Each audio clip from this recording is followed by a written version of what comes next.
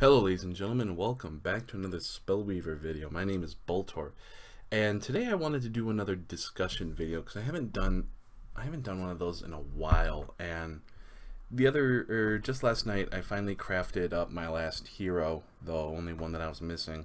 So I decided tonight might be a good day to sit down and discuss each hero in the game, their place in the meta, and just how effective they are. And maybe the ones that are a little less effective, maybe offer up some suggestions on how they can be changed. Now, I do want to kind of preface this by saying that there is a competitive competition going on, so the exact effects of each of the heroes that I'm going to be discussing might be subject to change at the end of the month. Also, when this game was in closed beta, one of the things that was crowdfunded was 6 additional heroes, so we might see a third form for each of these 6 heroes. But in the meantime, I really wanted to sit down and kind of discuss each of the heroes in this game right now.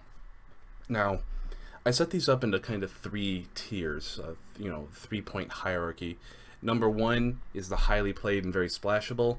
Number 2 is they've got a strong effect, but they've got such a narrow scope in their abilities. And I'll pretty much explain that in a minute. And then the third and last tier is pretty much the unplayable heroes. So I really wanted to start out with the 3 unplayable heroes. And the 3 heroes that I have down as unplayable are pretty much the ones you never see anywhere. I mean, I sat down and I checked out the ranked ratings right now. And these are heroes that in the top, I think, 100, like, almost never appear or appear once in, like, the top 100. And those 3 are Advanced Zash, Advanced Darius, and Advanced Nieva. Now, Advanced Darius was the one that I hadn't, was the one that I was waiting to build, the one that I built last.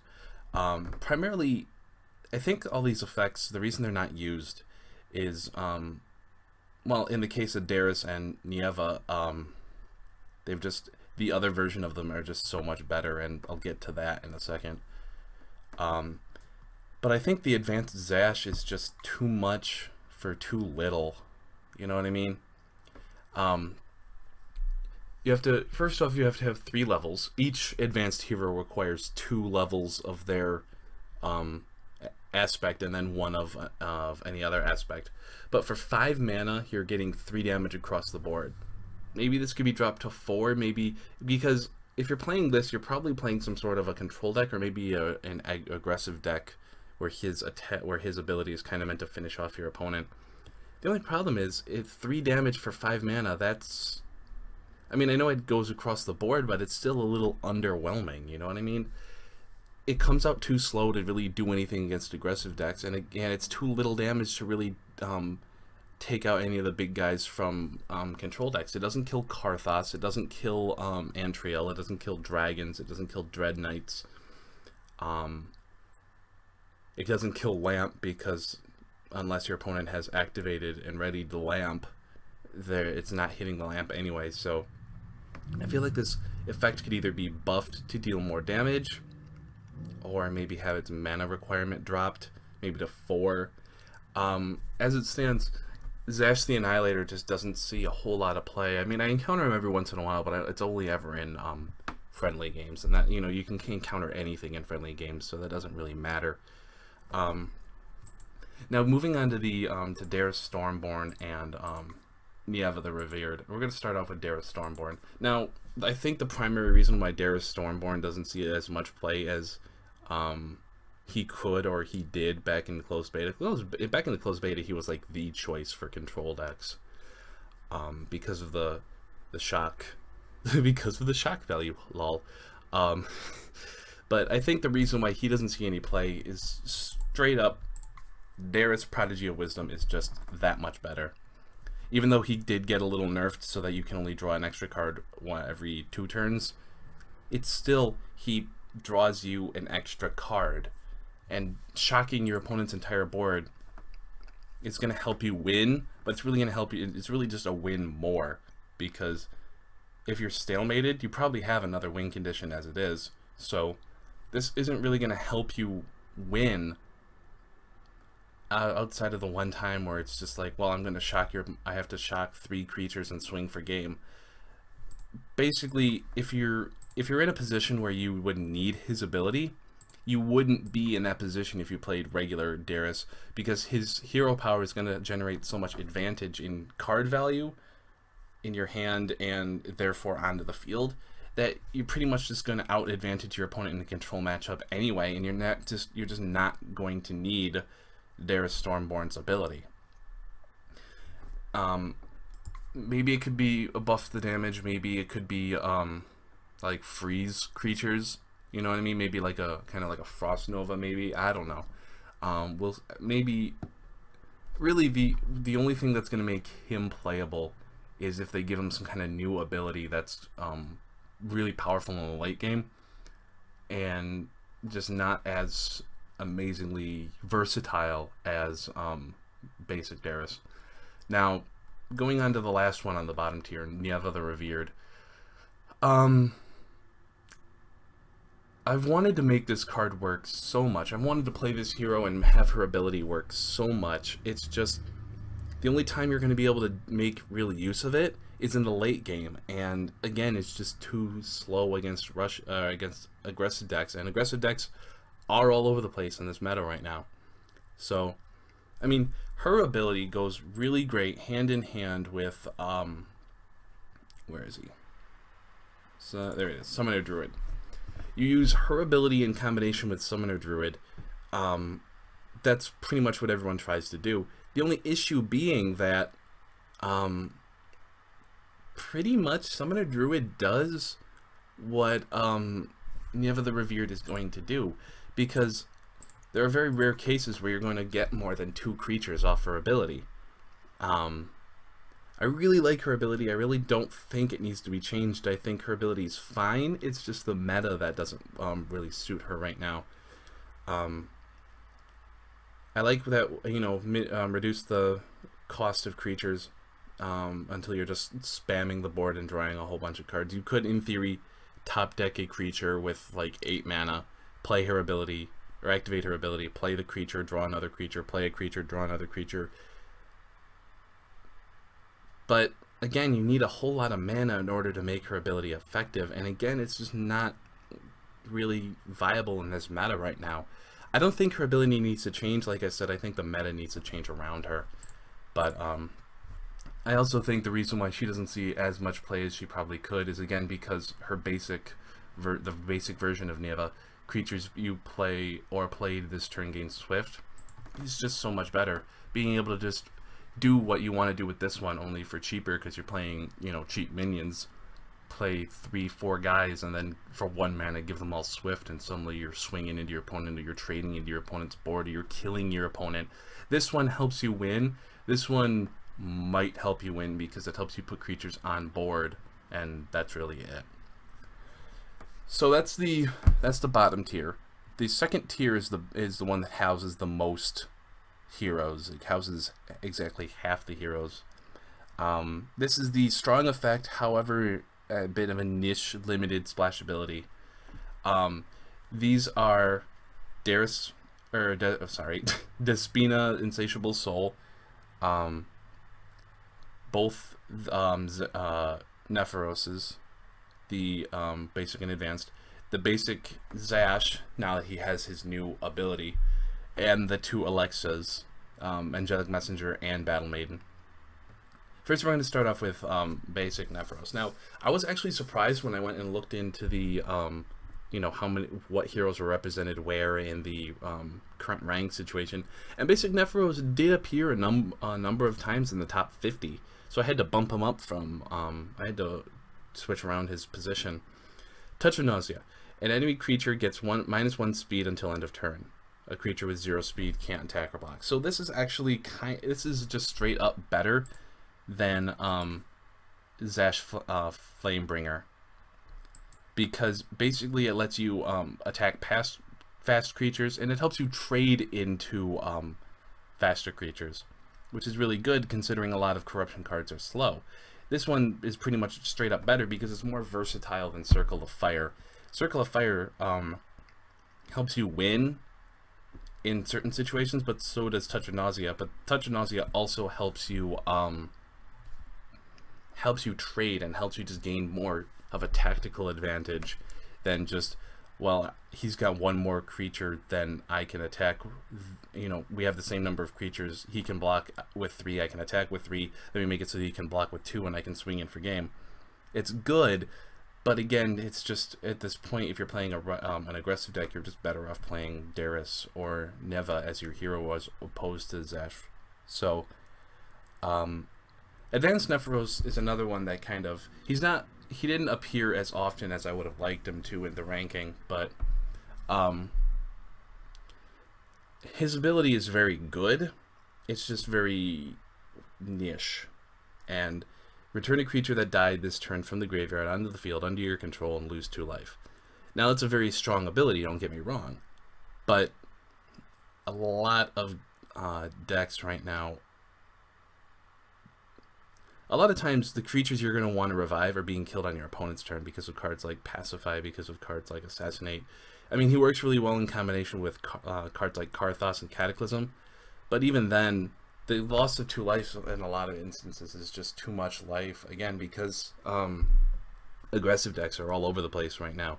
It just doesn't really counter aggressive decks, because not only are you losing 2 life, but aggressive decks usually don't have many creatures that you would want to bring back, especially at the cost of 2 life and 3 mana. So, I mean, he's the hero for one of my favorite decks, Reanimator. So, I hear a lot of good things about Reanimators right now in Ranked. I want to cover a Reanimator deck now that I think about it. But, at any rate, he's got a limited splash ability, and he's just not as strong. Again, if the meta shifts, along with cards, or heroes like Neva the Revered and maybe even Zesh the Annihilator, we could see these guys cropping up. But at the moment, with aggressive decks as common as they are, just not all that viable. Next, we move on to Despina Insatiable Soul. 3 mana, 4 cooldown. Refill all your mana crystals. Now this is kind of along the same line as Neva the Revered. It lets you do more or flood the board more with on a single turn. And while it's faster than Neva the Revered's ability, it's just a little too slow. I mean, the real reason she doesn't see as much play as she could is because of Despina Dominion Overlord's ability, and she's in the top tier, so we'll talk about her in a minute. But I don't know. I think just the reason why she doesn't see as much play is because of her advanced version, which is kind of funny because this is the only instance where the advanced version far outbeats the basic version. I mean, you could argue with Alexa's, but we'll get to these two in a minute. Does she really need to change? I don't think so. I think her ability is fine. I just think the meta needs to change around her. Anyway, so moving on to the last hero to talk about, Alexa, both the basic and advanced version. Now, these two kind of personify the middle tier, the strong effect, however limited splash ability because they have such a focused ability. She brings angels out of your deck, and she summons, hang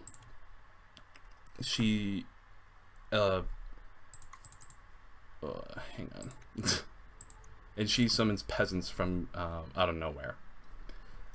She's really good in the soldier deck that I spotlighted last week, and she's really good in an angel-centric deck. The only issue being that doesn't really leave a whole lot of room for splashability, because to maximize her ability, you have to take up 12 spots out of the 60 cards in your deck for 4 Antriel, 4 Protector of the Innocent, and 4 Guardian of the Faithful.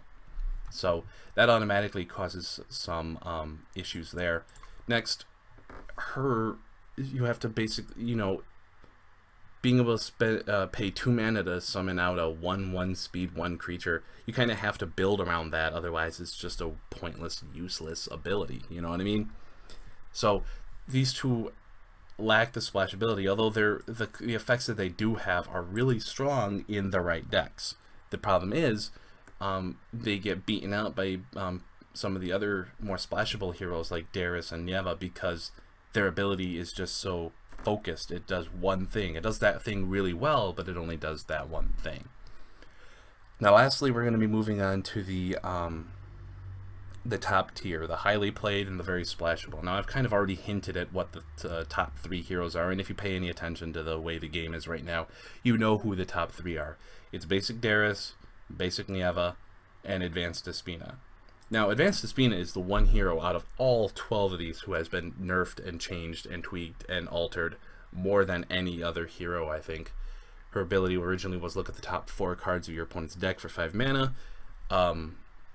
Take any creatures you find among those top 4 and put them into play.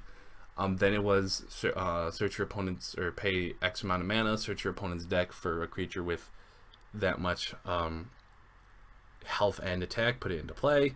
And then now it's finally pay any amount of mana, search the enemy's deck for a creature with combined level and cost equal to that number, put it on the field under your control.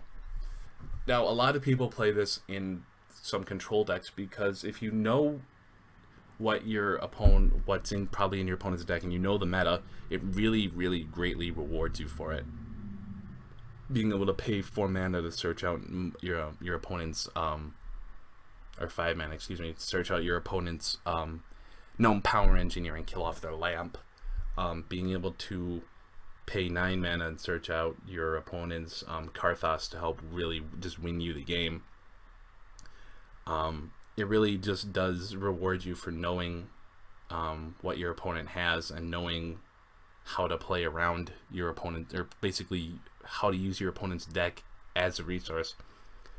This is like the epitome of a control deck's win condition. Back when she was her original form, which was look at the top 4 cards, take all the creatures you find there and summon them, basically. You could whittle your opponent down into a top deck situation where you've either like caused them to discard all their cards, or you just wipe their board so many times they have nothing to play. And you could be in that situation too, but you're going to win because you're looking at your opponent's deck and you're stealing stuff from them. She still does that to a lesser extent now. You can't get 4 creatures off one of her abilities. She still is a win condition all of herself, because in a control deck, when both players have kind of run out of resources and it gets down to who can draw better, the winner of that battle is the person who gets the most value for their abilities. Now, she allows you to just generate pure value, because she allows you to go into your opponent's deck and get basically whatever it is you need on that turn. It doesn't, you can't generate better value than that. It's like the ability of every 3 turns being able to go into your deck, search out a creature, and just summon it to the field. Anyone who's ever played Magic knows exactly how powerful that is. But when you're able to do that with your opponent's deck by reaching into your opponent's deck and pulling out a creature that you need, that's like twice the amount of value, because you're not only are you getting it, but you're denying your opponent the ability to play it. Like, say I pay the 9 mana and I steal my opponent's Karthos. Suddenly I have a Karthos and he has 1 less that he can draw into. You know what I mean? Suddenly he can't top deck that and turn the game around in his favor. I mean, he probably still can, but that's 1 less card for him. That's 1 less out that he has. And if I'm playing Dominion because I'm playing Despina, all of a sudden I still have all my Karthos in my deck. I don't need to, anyone who's, plays against Despina Dominion Overlord knows exactly just how powerful Tempting Lure is when it's in the right hands. So I don't really need to go on and on about this hero, although I kind of already have.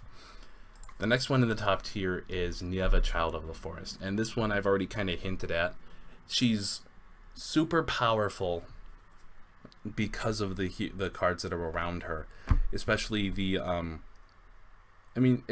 symbol, because of aggro being so dominant in the meta right now, and being able to give Swift to important creatures like Ancient Trent. Ancient Trent basically is able to put is 3 mana if you pay 3 mana for him instead of 2, suddenly he's got Swift with basic Neva, and you're getting this amazing ability just right away. You don't have to wait. There's no waiting, and that his ability out of nowhere when your opponent really has no way of interacting with it can just turn a game around in your favor or help you push for lethal. Especially, I mean, it led to a lesser extent Feyad Charm because she doesn't have to be involved in the battle, but being able to play Feyad Charm plus a card like Ancient Trent or another creature and give them Swift and attack, and getting Feyad Charm's ability the turn you play her is huge because unlike Ancient Trent, she is very vulnerable to removal because she's a 1/1. So she's being able to get cards or Swift off creatures like that is really big. Now, a lot of people when they play this hero, they play either Wisdom Nature or Rage Nature, and even then, if you're playing Rage Nature, being able to just go like Goblin, you know, Goblin, whatever, Goblin, Lizard Barbarian, Goblin Warrior, or whatever, being able to play like 3-4 creatures for 4 mana, and then the 5th mana you give them all Swift, all of a sudden you're swinging for like 8, you know what I mean? And if your opponent has a clear board or only has like 1 blocker, then all of a sudden you're just exploding out with a whole bunch of damage. This hero allows you to kind of play a little more conservatively when you're playing a an aggressive deck. Sure, you could play turn 1 Lizard Barbarian, turn 2 Goblin Fireworker, turn 3 Gibbo and Roni, and have that early game. But if your opponent spends all the resources dealing with what you're basically playing on curve anyway, and you're holding back on a couple of like smaller creatures, like say you're holding back on playing a Goblin Warrior or something, or a Goblin Fireworker, all of a sudden, if your opponent spends all their resources and all their time whipping your board, all of a sudden you're like, okay, it's turn 6, I'm at 6 mana, let me just go boom, boom, boom, boom, boom, and give them all Swift, and now you've got not only is my board filled back up, but it's all attacking you straight to the face, and now you got to deal with it, or die, basically. Again, this card is pretty straightforward. Anyone who knows anything about this game can tell how powerful her ability is, so I'm not gonna dwell too much, again, even though I already have, on why she's top tier. And the last top tier one, there's Prodigy of Wisdom. Again, I already kind of discussed his place in the meta, but I mean, I went and I looked, and I believe he's like 6 or 7 out of 10 of the top 10 heroes. Though in the top 10 heroes, I believe there's an Angelic Messenger deck, but anyway, he's just so versatile. And I mean, in the Spellweaver tournament we just had, he was like 80%. No, he was more like 60%. 60% of the decks played Dara's Prodigy of Wisdom. And that's just because, it's his ability. Okay, let me start again. He gives momentum to aggressive decks, and he gives sustain to control decks, both through the same ability, because of what you could draw off of that card, or just the simple fact of having more cards in hand, giving you more options in this game, can just be a big deal. One of the things that aggressive decks, one of their biggest weaknesses is the fact that they're emptying their hand early, and so they usually run out of cards quickly. Not so much with Prodigy of Wisdom. Because of his ability, you're just drawing cards on top of what you're already drawing. And in controlled matchups, if it's a Dara's Prodigy of Wisdom control deck versus a Despina, he has the advantage of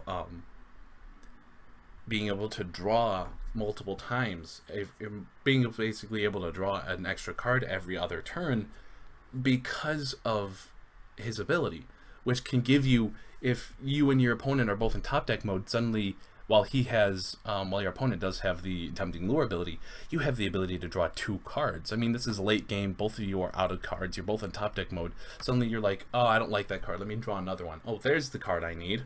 You're digging a lot faster through your deck than your opponent is, and that can just help you generate so much advantage either early in the game or late in the game, that he is just one of the strongest, if not the strongest hero in the game right now. Now, this is the discussion video, guys, so I want to hear what you guys think. Please discuss this in the comments below. Like I said, I finished building all the heroes, and I really wanted to do a discussion video that I haven't really done one since my aspect video, and I really just wanted to do another discussion video because I like to educate as well as entertain in my videos, and as fun as it is watching me do some gameplay, I do like to occasionally do discussion videos. So at any rate, guys, that's going to do it for me, and I hope you guys enjoyed. If you guys did enjoy this video, thumbs up, comment, subscribe, the whole nine. I'd love to hear what you guys think. If you think I'm a total idiot, please put it in the comments below. If you think what I said was all gospel and I am the greatest the greatest brain power to ever come to this game of Spellweaver, say that in the comments below. I know that's wrong, but hey, I'm not going to tell you that it's wrong. Anyway, guys, I hope you enjoyed this video, and as always, may the cards rise to meet you and bring good RNG to your enemies' enemies.